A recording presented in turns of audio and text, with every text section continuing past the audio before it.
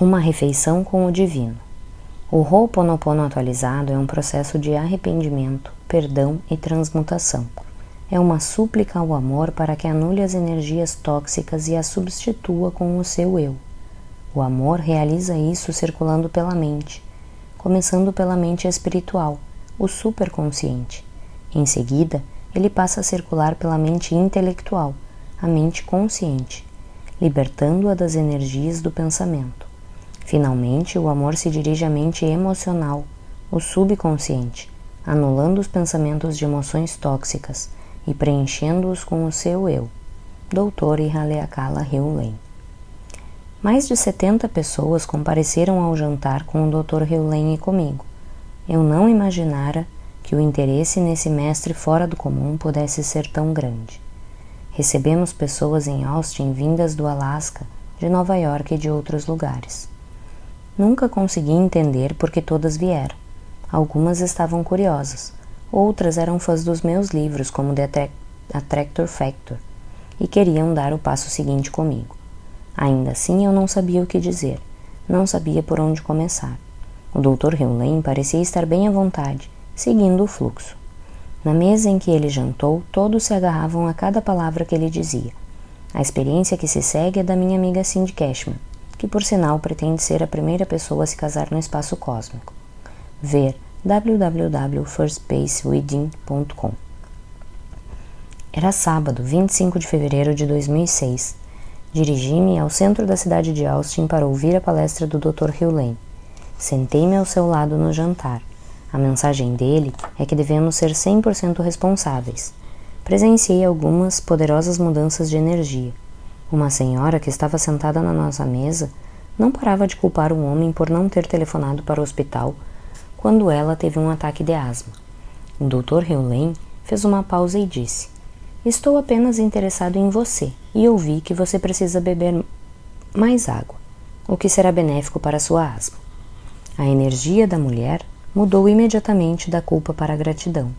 Essa situação me afetou muito, porque percebi que eu estava silenciosamente julgando-a ao dizer para mim mesma: ela culpa os outros. E costumo ter vontade de me afastar das pessoas que têm essa atitude. O que o Dr. Heolien fez foi pegar a energia negativa e transformá-la completamente em uma energia amorosa e positiva.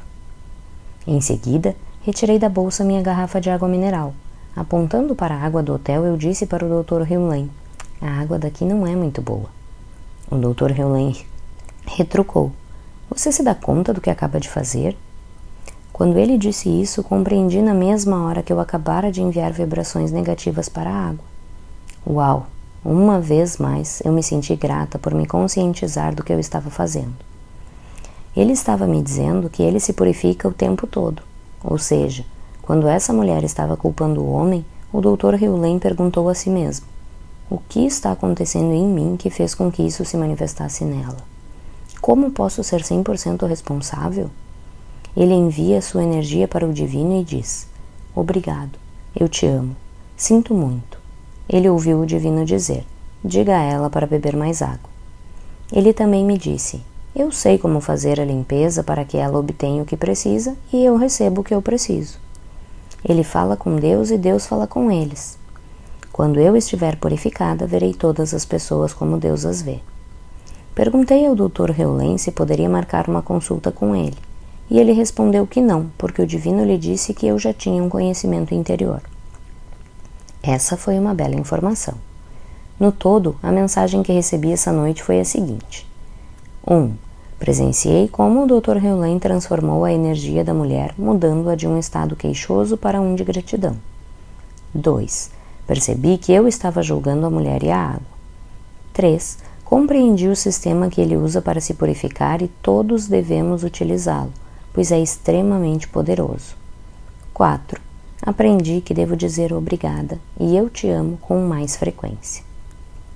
Comecei o jantar explicando espontaneamente como eu ouvira falar no misterioso terapeuta que curara toda uma ala de pacientes que sofriam de doenças mentais. A atenção de todos os presentes estava voltada para mim. Incentivei as pessoas a fazer perguntas enquanto o Dr. Heolien e eu proferíamos um discurso público, à semelhança do que Sócrates e Platão poderiam ter feito. só que eu me sentia mais como uma massa de modelar do que como Platão. O Dr. Hewlett começou dizendo: as pessoas fazem perguntas como: bem, e as convicções? E as emoções? E isso? E aquilo? Eu não lido com essas coisas. Não lido com bobagens do tipo: como isso é possível? Mas vocês vão me fazer essas perguntas, de modo que tenho que lidar com essas coisas. Mas é como quando eu estendo a mão e toco alguma coisa e me queimo. Imediatamente afasto a mão. Assim, quando uma coisa acontece, até mesmo antes de ela acontecer, eu já terei retirado a mão. É o que aconteceu antes de eu entrar nesta sala. Esta sala é sagrada. Antes de eu entrar, conversei com a sala. Perguntei qual era o seu nome, porque ela tem um nome. Em seguida, perguntei à sala: posso entrar na sala? Ela respondeu: tudo bem, você pode entrar. Mas vamos supor que ela tivesse dito: não, você não presta. Desculpem a linguagem. Nesse caso, eu daria uma olhada em mim mesma e faria o que fosse necessário para que, quando eu entrasse ouvindo a velha frase sobre os médicos: cura a ti mesmo.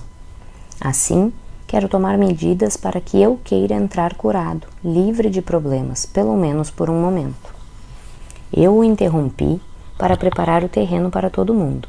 Eu queria que todos soubessem quem era o Dr. Hewlett e por que estávamos lá. O que estávamos fazendo era espontâneo e desprovido de um padrão. Aconselhei a todos que relaxassem e permanecessem abertos. Com o Dr. Hewlett, nunca se sabe o que será dito ou feito. Ele perguntou a todos por que alguém contrairia câncer de mama. Ninguém soube responder. Ele, tampouco. Ele ressaltou que existem milhões de informações circulando em qualquer momento considerado, mas só temos consciência de talvez, no máximo, 20 informações de uma só vez. Esse era um tema recorrente para o Dr. Hewlett, mas era a essência da sua mensagem. Não temos a menor ideia. A ciência não tem certeza do que está acontecendo na nossa vida, explicou ele. Até mesmo a matemática não é clara por causa do zero. No final do livro Zero, The Biography of Dangerous Idea, de Charles Safe, este chega à seguinte conclusão: tudo o que os cientistas sabem é que o cosmos nasceu do nada e voltará ao nada de onde veio. O universo começa e termina com zero. O Dr. Hewlett prosseguiu dizendo: assim, levei o universo da minha mente de volta para o zero, onde não existe nenhuma informação. Ouvimos diferentes maneiras de dizer isso: vácuo, vazio, pureza. Não me importa como vocês o chamem. A minha mente retornou ao zero agora. Independentemente do que esteja surgindo, mesmo quando não estou nem mesmo consciente disso, o processo a respeito do qual vou falar é zerar constante e incessantemente para que eu possa estar no zero. Pude perceber que quase todas as pessoas estavam fascinadas pelo Dr. Hewlett, mas algumas ainda estavam, como eu, no escuro. Mas o Dr. Hewlett prosseguiu dizendo: o que acontece é que a criação só pode ter lugar quando a nossa mente está em zero, e isso se chama inspiração. Em havaiano, essa inspiração se chama Ra. Assim, se você já esteve no Havaí, a palavra Ra significa inspiração. Wai é água e I é divino. Havaí é o alento e a água do divino. É isso que a palavra Havaí significa. A palavra Havaí é em si um processo de limpeza, de modo que quando estou em qualquer lugar e faço uma verificação, digo, por exemplo, antes de entrar na sala, o que estou precisando purificar que eu não sei? Não tenho a menor ideia do que está acontecendo, então o que é? Desse modo, se eu aplicar um processo de limpeza chamado Havaí, ele obterá a informação das quais eu nem mesmo tenho consciência e me conduzirá de volta a zero. Somente em zero. E uma coisa que vocês precisam entender é que a mente só pode servir a dois amos, um de cada vez. Ou ela servirá ao seja o que for que está acontecendo na sua mente, ou servirá à inspiração. Essa outra coisa é chamada de memória. A noite estava ficando ainda mais fascinante. A partir deste ponto, o Dr. Hewlett aprofundou-se ainda mais. Essa inspiração vem da inteligência divina, e ela está em vocês. Ela não está lá fora em algum lugar. Vocês não precisam ir a lugar algum. Vocês não precisam ir lá. Vocês não precisam procurar ninguém. A inspiração já está em vocês. O próximo nível aqui é chamado de superconsciente. É bastante simples. Os havaianos o chamam de Aumakua. Au significa através de todo o tempo e espaço, e Makua quer dizer Espírito Santo ou um Deus. O que significa que uma parte nossa é intemporal e uma parte nossa não tem limites. Essa nossa parte sabe exatamente o que está acontecendo. Temos então a mente consciente, que os havaianos chamam de Uhane. Depois temos o subconsciente, que os havaianos chamam de Unihipili. Desse modo, uma das coisas mais importantes é ter consciência da pergunta: quem sou eu? Assim, o que estamos dizendo, o que estou compartilhando com vocês, é que a sua identidade consiste nesses elementos da mente, mas é importante que vocês saibam que essa mente está vazia. Assim, essa mente é zero. Então, quem são vocês? Vocês são um ser divino. Isso é zero. Por que vocês iriam querer ser zero? Quando vocês são zero, tudo está disponível. Tudo. Então agora, isso significa que vocês são criados à imagem do divino. Vou ser claro com relação a isso, porque ouço certas coisas, mas quero que vocês sejam purificados pelo divino. Então, vocês são criados à imagem do divino, o que significa que vocês foram criados vazios e infinitos em um dos lados da moeda. Assim que vocês se mostram dispostos a descartar o lixo e ficar vazios, a inspiração imediatamente preenche o seu ser, de modo que vocês ficam livres. Vocês nem mesmo precisam saber o que estão livres, porque na maioria das vezes não o saberão. Onde está? Onde está? Fui purificado. Vamos lá, diga-me onde está. Eu me esforçarei mais. Na maior parte das vezes vocês não saberão. Quando o intelecto se vicia em ficar emperrado, ele fica ainda mais emperrado. É o que os havaianos denominam, desculpem minha linguagem, Kukai Paa. Alguém aqui sabe o que Kukai Paa significa? Significa prisão de ventre intelectual. Uma pessoa perguntou: mas se eu tenho um problema com outra pessoa, você está dizendo que sou eu e não a outra pessoa que precisa ser corrigida? Se você tem um problema com alguém, então não é com essa pessoa, Dr. Heulen declarou. Você está reagindo à memória que está aflorando. O seu problema é com essa memória e não com a outra pessoa. Trabalhei com pessoas que odiavam o marido ou odiavam a esposa. Uma mulher certa vez me disse: estou pensando em ir para Nova York, porque lá terei melhores oportunidades. Em seguida, ouvi a divindade dizer: bem, aonde quer que ela vá, é isso que vai junto com ela. O Dr. Heulen explicou, então, que quando alguém entra em contato com ele para fazer uma sessão de terapia, ele examina a si mesmo e não a pessoa que telefonou. Há pouco tempo, por exemplo, recebi um telefonema da filha de uma mulher de 92 anos. Ela disse: a minha mãe tem tido dores fortes no quadril há várias semanas. Enquanto ela estava falando comigo, eu estava fazendo a seguinte pergunta à divindade: o que está acontecendo em mim que me fez causar a dor nessa mulher? E em seguida perguntei: como posso corrigir esse problema dentro de mim? Recebi as respostas para as minhas perguntas e fiz o que me foi indicado. Mais ou menos uma semana depois, a mulher voltou a me telefonar e disse: a minha mãe está se sentindo muito melhor agora. Isso não significa que o problema não se repita, porque frequentemente existem múltiplas causas para o que parece ser o mesmo problema. Mas eu continuo a trabalhar em mim, não nela. Outra pessoa indagou a respeito da guerra no exterior. O homem queria saber se era responsável por ela. Mais exatamente, desejava saber o que o Dr. Heulen estava fazendo a respeito. Oh, eu me considero responsável, declarou o Dr. Heulen, sem titubear. Faço a limpeza todos os dias, mas não posso dizer que vou fazer a limpeza e quero que isso seja resolvido. Somente Deus sabe o que pode acontecer. No entanto, estou fazendo a minha parte, que é fazer a limpeza, purificando hospitais, por exemplo. Não temos mais no Havaí uma unidade psiquiátrica hospitalar para pessoas que matam outras. Isso não existe. Eu fiz a minha parte da melhor maneira possível. Talvez, se eu tivesse feito uma limpeza ainda mais intensa, os resultados tivessem sido melhores. Sou humano e faço o melhor que eu posso. Pude perceber que o Dr. Hewlett estava ficando cansado e senti que ele queria encerrar a noite. Foram momentos extraordinários para todos, mas houve uma continuação. Na manhã que se seguiu ao jantar e à palestra, várias pessoas tomaram juntas o café da manhã. Entre elas, eu, Dr. Hewlett, Elizabeth McCall, autora de The Tale of Horses, e algumas outras. Sempre que estou perto do Dr. Hewlett, começo a ficar mais tranquilo interiormente. Talvez eu esteja sentindo o estado zero. Talvez não. Quem sabe? Mas em determinado ponto, tive a repentina inspiração de programar um evento de fim de semana e chamá-lo de O Fim de Semana da Manifestação. Não sei de onde surgiu essa ideia.